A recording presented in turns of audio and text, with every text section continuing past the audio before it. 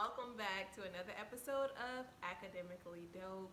I am Brianna Whiteside, or Dr. Brianna Whiteside. And this episode, or this web series, is to encourage graduate students to keep pressing on to get out of graduate school and to adopt a different mentality while they're in the trenches of academia. I know I was just in graduate school a few short months ago, and I know how daunting it can be. Therefore, I want to give back to you. I want to pour into you the way that someone poured into me. I know everyone doesn't have access to mentorship like I did, and so it's very important for me to fill in the gaps for you. So, without further ado, I want to talk to you today, Monday, about finding your voice in school, or your scholarly voice. Now, this is a major issue in academic communities because graduate students don't really have a lot of confidence. And if I can really be honest, newly minted PhDs don't have a lot of confidence either. Sometimes we do, we believe in the idea, we're like, yep, we're going full throttle into this thing. And other times we're like, this is probably trash. It's not gonna work out. They're gonna, figure out that I don't know what I'm doing and it's gonna be a disaster. Everyone has problems or struggles with their voice at one point or another. I know for me, I struggled greatly with my voice in graduate school, not because it wasn't good, but because that I felt that my mentors or the people who were already further along in the program were smarter than me. Had nothing to do with them, everything to do with my self-perception. So I want to talk to you about finding your voice because you may be struggling with it, and if you're not struggling with it now, it can come up when you get into the dissertation phase, all right? So the first thing I want to tell you is that you have to have a resolve. You have to have a resolve in the fact that someone has probably already done your project or your had your idea, right? They've already published it, maybe in the 1970s, and they've already done it and they could have done it better. You have to resolve that that is a possibility, okay? Once you resolve that they've probably already done it, then you have to understand that they couldn't do it like you. So there may be something that you can add to the conversation. No, you may not be able to reinvent the wheel.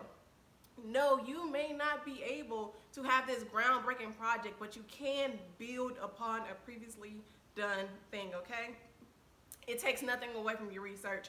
People do it all the time. Ideas are always changing and molding and shifting and, whatever. You need to resolve that someone's probably already done it. Just because they have done it already don't mean that you can't do it. You just need to put your own little flavor on it. Put your own spin on it. Let people hear you, okay? The second thing that I want to encourage you to do is value your perspective. This ties into the first thing about getting intimidated, right? One invaluable piece of advice that a friend of mine, who's actually in her PhD program, gave me when she was further along in the master's program than I was. She said, Brianna, know what you know and know that. I'm one of those high achieving people who want to, know everything and be on top of my game. If I can be honest, I'm generally not on top of a lot of things, honestly. I work hard and I work smart, but I'm not always the first person, this cutting edge person. I'm not. So as a result, I started to feel like intimidated in school, like, oh my God, I don't know enough, or oh my God, no one's gonna listen to me, whatever. And she just said something simple: know what you know and know that. You need to value your perspective. If you believe in it, you need to pursue it, even if other people do not, okay? You don't need the validation that you think you need. You don't need the encouragement that you think you need. Sometimes you do, but overwhelmingly you don't. You just need to believe in yourself, because there's something in undergirding yourself in strength and in courage that will propel you further into your research, okay? So encourage yourself. Believe in your perspective, okay? No one else will believe in your perspective if you don't believe in your perspective. If you need encouragement, you look yourself in the mirror every day and you say, this is a wonderful idea. This is a groundbreaking idea. This idea would change the course of history. Confess that out of your mouth. Do not say, I'm dumb, or this is never going to work. You want to know why? Because if you do that, you give your words permission to work against the work that you're doing with your hands, and we don't need to do that. All right? The third thing that's very important is trust your instincts. A few years ago, I read T.D. Jakes' book, Instincts. This is a spiritual book, and if you haven't read it or even heard of T.D. Jakes, I encourage you to listen to a message by him on YouTube. I think he has an instinct message, or just download the ebook like I did when I was a student and read the book. But let me read you a quote from this book. He says, following instincts can make the crucial distinction between what we are good at, our vocation or skill set, and what we are good for, fulfillment of our purposeful potential. You need to trust your instincts. Instincts will lead you into things that cannot be taught. When I tell you that I was writing on science fiction, and granted a lot of people study science fiction, but I was trying to come up with this concept of shape-shifting and this idea around it, and it was kind of like, what can I say that hasn't been said? You know, like, what can I do?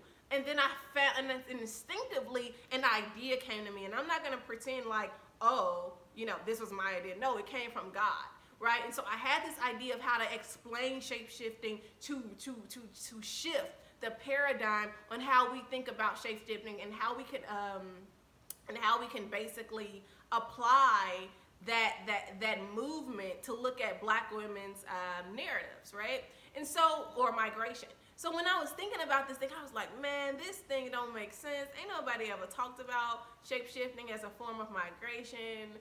Am I talking about something that's far-fetched? And then I start to write, and I'm like, girl, you're a genius, right? You're a genius. And now, can I just tell you something? This idea and this paper, the dissertation chapter that I wrote on that, has been accepted for publication. Cue the applause, right? So that was the next instinctive thing that I came up with a few years ago. When I was thinking through this concept, then I sat down to write it in my dissertation, and now, a few months after I finished, this paper is gonna be published. That was an instinctive move. What if I did not do that then? It didn't make sense then. It makes sense now, though, right? And so what I want to encourage you to do is understand that your voice is always going to change. It's going to grow. It's going to shift, but it has validity. You are valid. Your ideas are valid. Don't get hung up in the fact that you're a student or you may not know enough. Know what you know and know that. Also, resolve that someone's probably done it already and they've probably done it better, but that doesn't mean that what you're going to do does not have significance. And also trust your instincts. Sometimes they will never, no, not sometimes, they will never lead you in a wrong direction. Your instinctive nature is something that you always have a lean towards. It's something that you know. It's a knowing. It cannot be taught. Think of the lion, right? Which is from T.D. Jakes, and even the elephant. You don't have to tell the lion to hunt. You don't have to tell the lion to do these things. Why? Because it's in its instinctive nature. What are you instinctive about?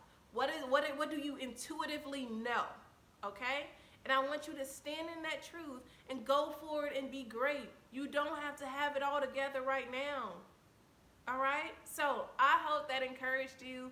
And if you have any questions or you're viewing on IGTV or my YouTube, comment. Let me know if you have any questions about graduate school, and I will be sure to address them. If I can't address them, I will be sure to have someone else address them. This is how this thing works, because we are committed to student success, all right? So I hope to see you next Monday on another installment of Academically Dope, where I encourage you, the graduate student, to be better and live a better life. I will talk to you soon, and tell someone about this amazing series so that we can get the word out and grow better. All right, talk to you soon. Bye.